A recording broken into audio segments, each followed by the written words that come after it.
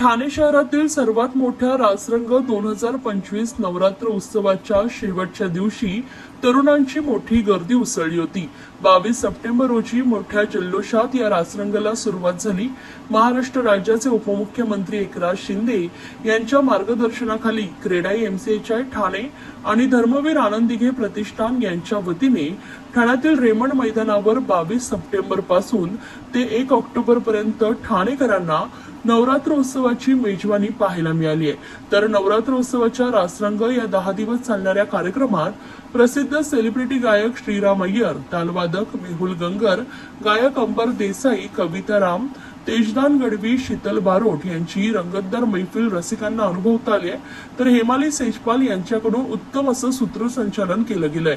यंदा सुमारे 12,000हून अधिक गरमाप्रेमींनी यामध्ये सहभाग नोंदवलाय। ठाणे शहरातील सांस्कृतिक विश्वात रासरंग नवरात्र उत्सवानं स्वतंत्र स्थान निर्माण केलंय। दर्जेदार संगीतकार, ढोलवादक आणि गायक यांचा महोत्सवात सहभाग असतो, त्यामुळे मुंबई ठाण्यातील अव्वल गरबा उत्सवात रासरंगाचा समावेश झालाय।